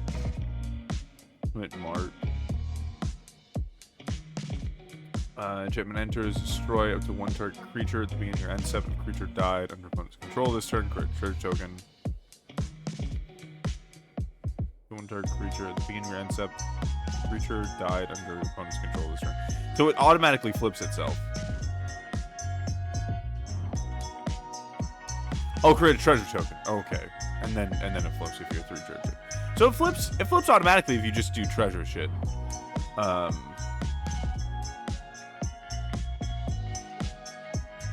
It's just a 5/6. It doesn't even have flying. So, I'm not that interested in it.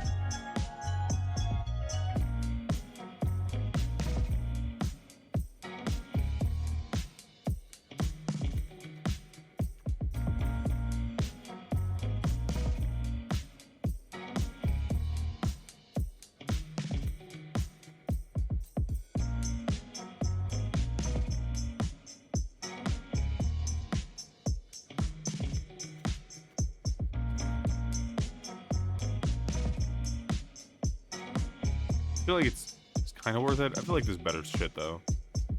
I'm still thinking about that 1/3 unblockable with the +3/+1 sword. And then there's also the sword that costs 3, right? Yeah, that is +3/+0. And you pay 3 life to equip it. That's also a thought. I think I would just use 3 of the other one. That's uncommon. This is uncommon. Cool. We have 9 uncommons. So we get 2 of them.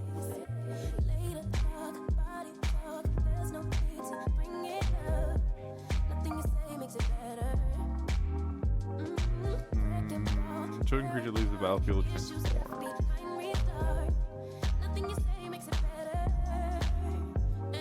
Ooh. Opponent change of the chosen player loses the game, you win the game. That's funny. In standard, that means nothing. It's just an 8/8. So how do you do it? So it's a 5-cost creature.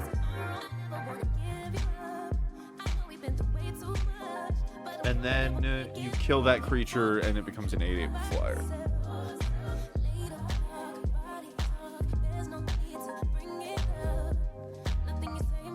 Umbral God. Okay. 5/5. Indestructible God. Enters each player sacrifice half the non-god creatures they control with their choice. Rounded down. Whenever player sacrifices another creature, put +1 counter on. Holy shit. He doesn't have trample, but that's really cool. I'd like this is just a cheap card you can get out when you're doing graveyard deck shit. There's Masker Worm, which I kind of like. If the meta's really like small creatures, it kind of is. It kind of is. Kind of is. There are a lot of small creatures that would die to this.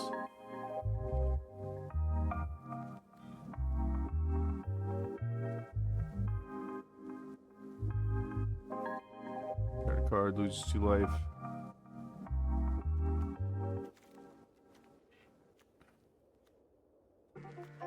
Yeah, I looked over. Circuit Feeder. Until end of turn, target creature gets +X/+0. Accident of our artifacts control. Meh. No, most of these cards I'm not interested in. Sorry, I gotta stretch. Alright, I also gotta do this so I can stick my pizza out. Okay. Oh, legs extended. Most of the shit is just gonna be too expensive to justify.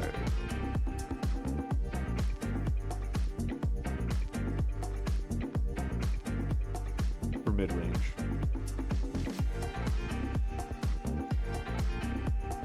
The Oceans of Night Reach. I think it's funny.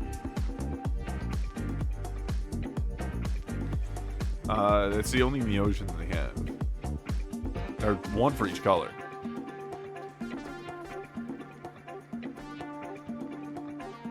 Oh, these ones I might use though. Just for all creature toughness X or less. You lose X life. X is 6 or more. Return a creature card. Okay, yeah, that's fucking insane.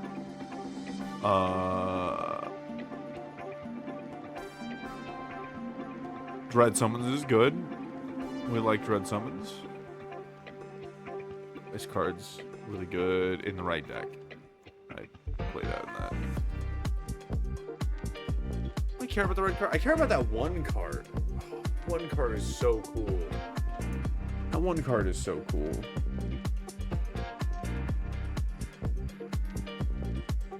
When we cast on a creature spell, some kind of these creatures, every this creature deals damage with power, target creature. Yeah. They learned their lesson from the mouse.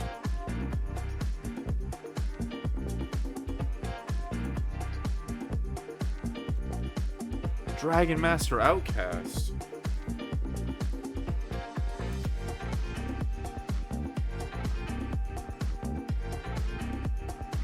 Okay, there is a deck that this is really cool. Now, especially because there's an enchantment that drops double upkeep.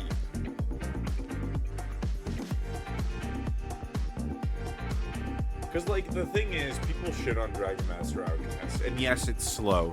But you don't play it unless you have the 6 lands. Right? It is a late game card that costs very little mana.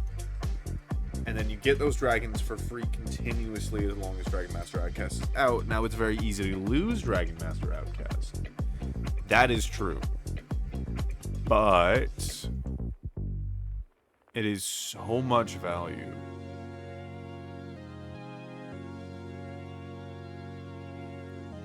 It is a unstoppable clock, basically.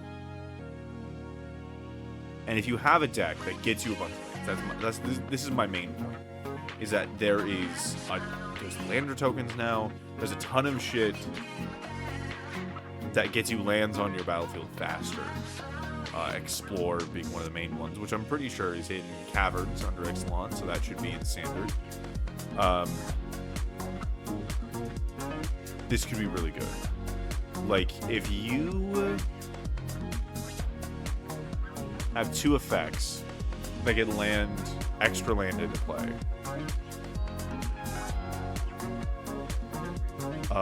Let's say turn 2 and 3. I mean, no, there's 1 cost cards that get an extra land into play. So we can do turn 1 and turn 2. Ooh, hey, Miss Payday, welcome home. Thank you for the lurk. If we do that, then on turn 3 we have 5 lands. So we are pumping out 5/5 dragons turn 4 and after is the idea. We can play a 4-drop and a Dragon Master Outcast, or multiple Dragon Master Outcasts and another thing. I think there's enough decks. You do need to build around it, but there's enough decks that I'm going to throw this in.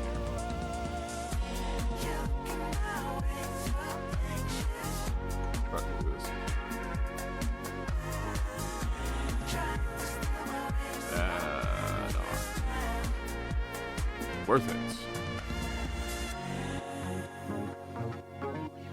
Channeled Dragonfire.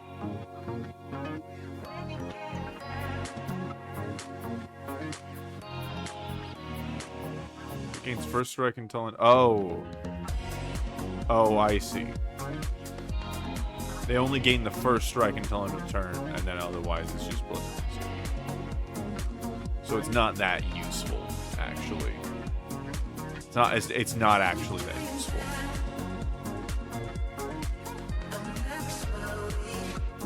I do like Crash Through. For like cantrip decks and stuff. But not for mid-range. It's each creature. Interesting.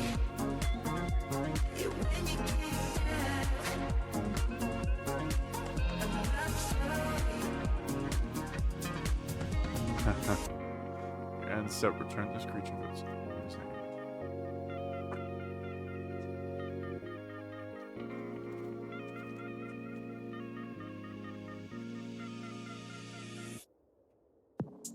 Rat Knight, let's go. Oh, this is equipment shit.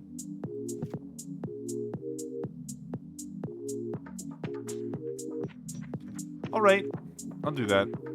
Just because I know I'll be wanting to use some equipment. I'm just for my thoughts later on, knowing that there's a little 1 drop, costs 1 red, and then essentially makes 1 equipment effect, either playing an equipment or equipping something each turn costs 1 less. But the equipment we're interested in has alternative equipment equips anyways, so that's the thing.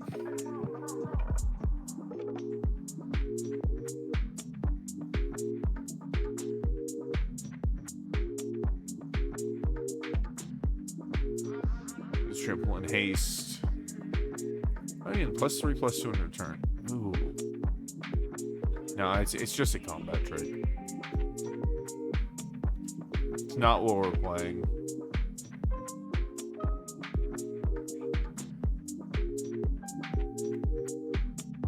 Like, most of this shit isn't gonna be relevant to us.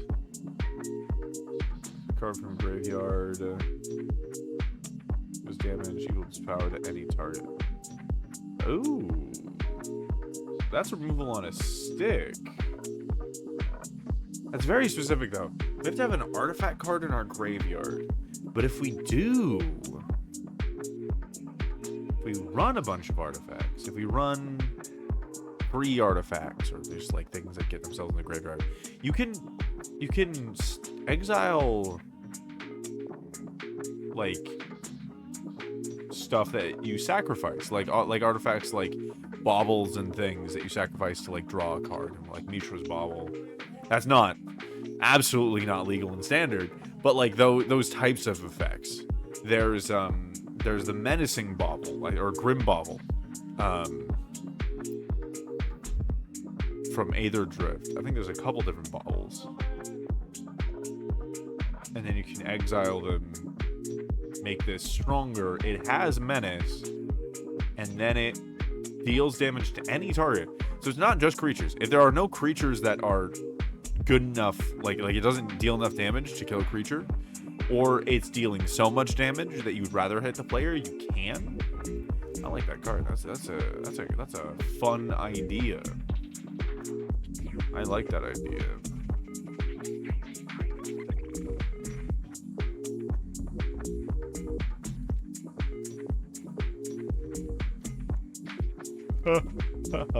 This got fucking...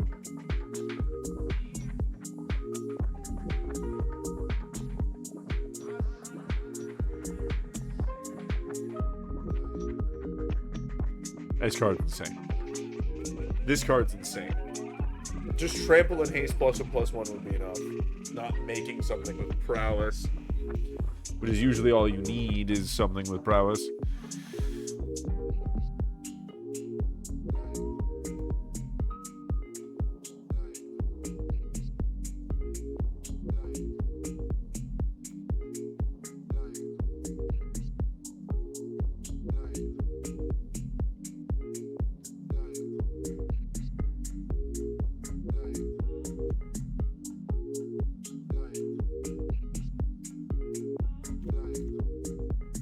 A braid.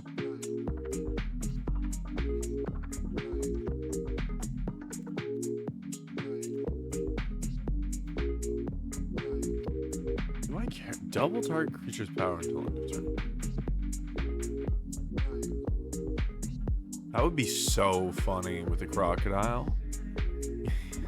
Get it through once on the next turn, and then you play 2 of these and you win the game.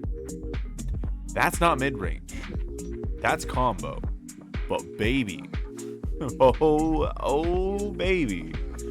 If you can do that, what would you need? Yeah, you need a 5/5. And if you can hit them, they're just fucking dead. Or nearly dead, even if you just have one of them.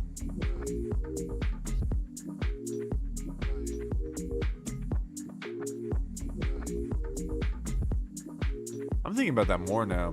Oh, Desecration Demon. You have anything that's hitting for decent damage in any turn, you can basically win. It's a really good way to push damage. Like, somebody can be like, okay, I can take this one hit and then I'm good, and then they can't. Even if they don't die to it, you can get them close enough that they can't play properly anymore. Yeah, I like that.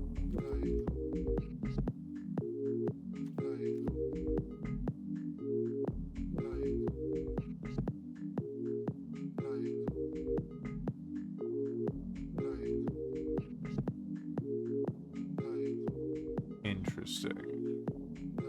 Okay, because it's exhaust abilities you do once. It costs 5 to both.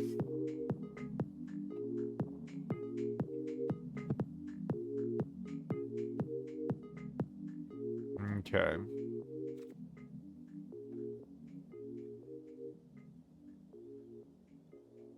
Tap add 2 mana.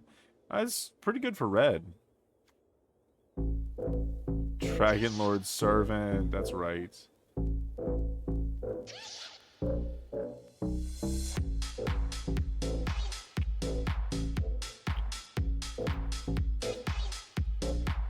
That could be so good. There are a lot of really good dragons because of Dragonstorm.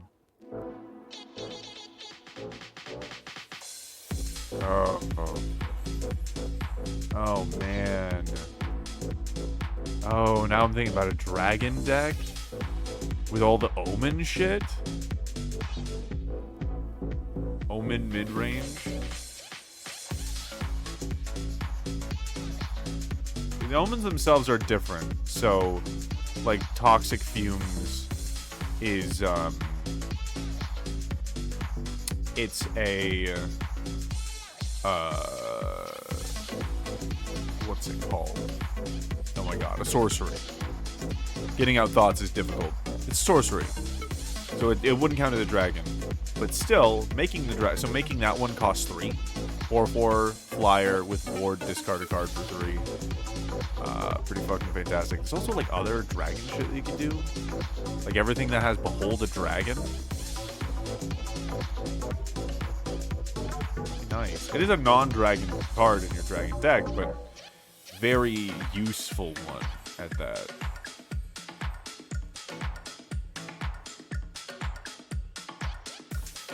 Can't block this turn. Can't attack or block unless you have max speed. That's right. Okay.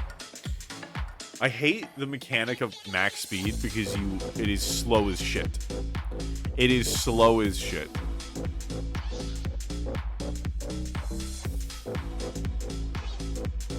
Should be like discard a card and raise your speed or something. I don't know.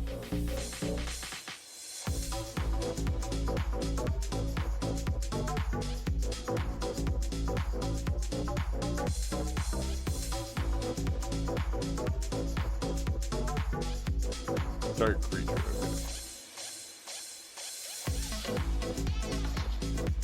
Okay. Attacking equipped creature gains max intelligence. Equipped creature. Yeah. I mean, no, that's like if we want to get specific with it.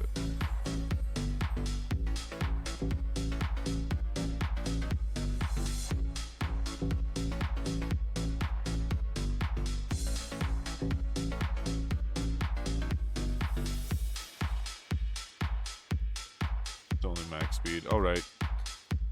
All right.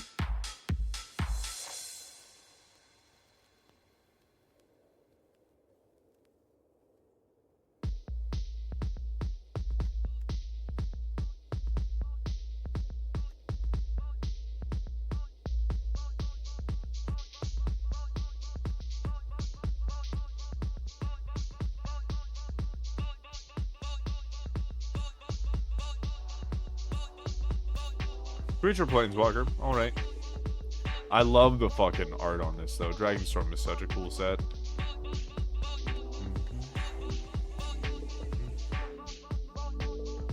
Opera Love Song. Exile. Top 2 cards of your library.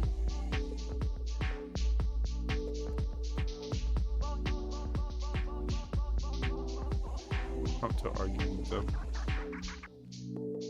Selfie shot, cast a non-creature spell.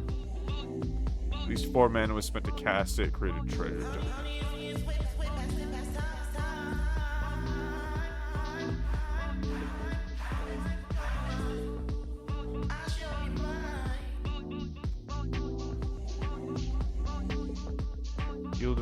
Power. Creature control. Sorry, creature.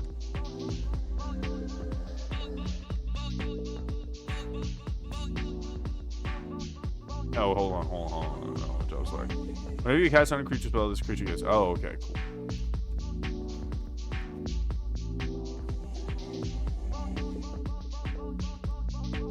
This is kind of cool, though. Oh, we should get the dude suit.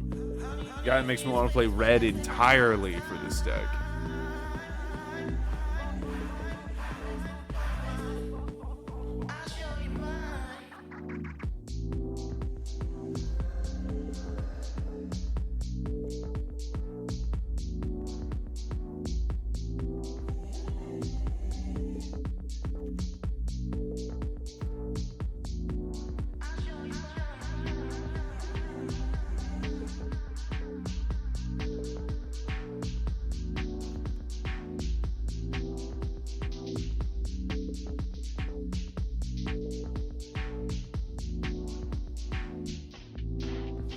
Your end step, if you attack this turn, create a 1/1. So you just get 1/1s that you can then attack with to get more 1/1s for death triggers.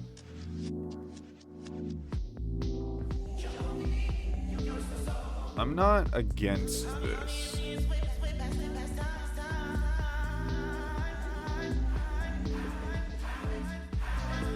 I'm not huge into it.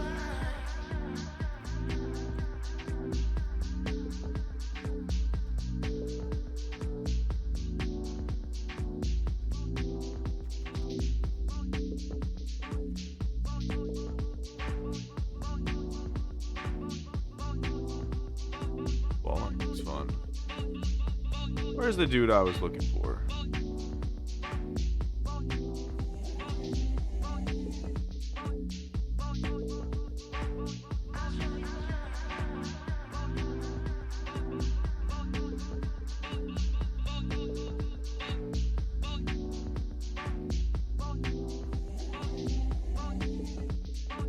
Where is he? The Kavu dude. He's not here.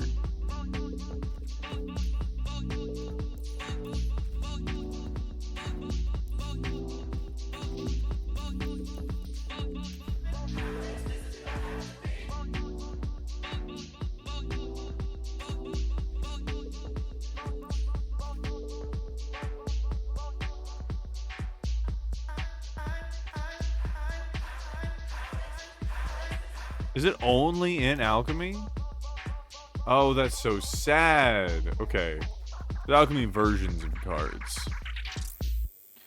Okay. Well, I'm going to pause there. We're gonna end for tonight. Very good being around. It's nice taking a break. I feel a lot better. I've been feeling a lot better. This stream was more chill. I feel like it was a bit more me. Like I'm putting less streamer persona into it. I felt a lot better about this stream. Probably seeing more things like that. I'm pretty tired tonight. So definitely lower energy, definitely less thoughts. But at the same time, good vibes. Good vibes. I'm very happy with this stream. Okay, well, sleep well, everyone. I will see you the day after tomorrow. Kick ass.